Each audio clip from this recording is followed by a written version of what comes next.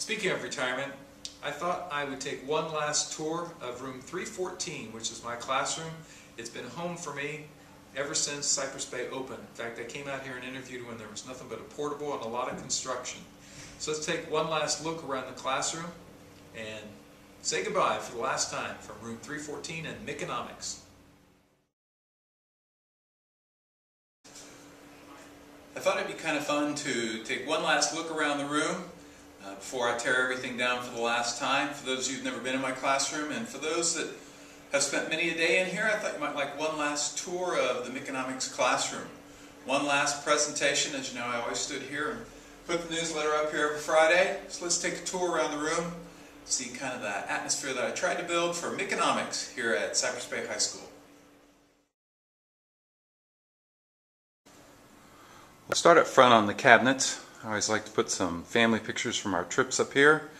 And I always decorated the front cabinets with, if you remember, these are the exam cover sheets that were worth bonus points that all my students have made over the years.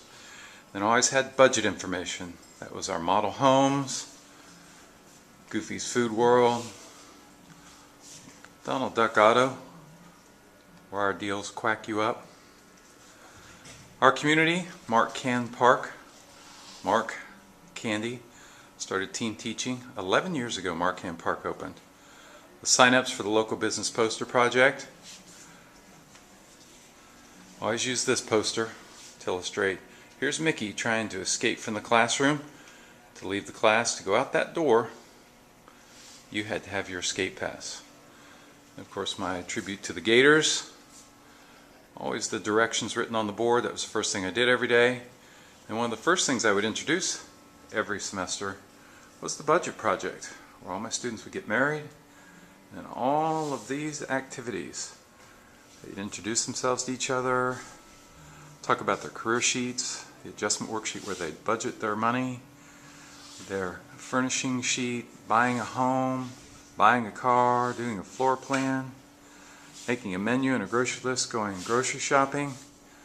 I always had a checklist on the board so they knew exactly what they should have completed. The personal budget, the clothing budget, gifts and contributions, where does it all go? The slice of life, the arrow that moved down the wall. You all remember the slice of life, 7 days a week, 24 hours a day, 168 hours in a week. Always be students come to me and say, is it okay if I have more than 168 hours? Wow, you don't live in an alternative universe. Then you get the bad news, oh no, they lost their jobs. They have to look for a new job. And then we'd have the essay and the budget checklist, and they turned everything in. My Gator banner, my Miami of Ohio banner, thanks to Katie. And back in the back of the room, not that this made any big difference, but there's the TV. TV, I never had the plug.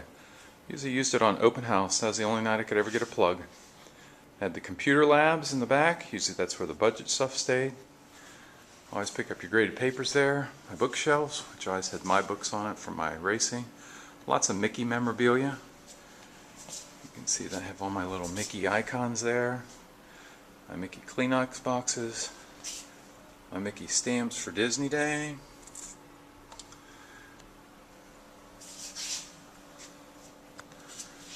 And my bulletin board. Trip to Australia, always the computer on my desk. So students come back and ask me questions. Jockey posters. And my bulletin boards. If you look closely, they went to the detail. The background paper on the bulletin board was Mickey. So I always talked about my background when I introduced myself. The Florida Virtual School, where all three of the kids went to college. Disney Days, Harry Potter. And back to the front. One last tour, room 314, before we head out the door for the last time. Hope you had some great memories here.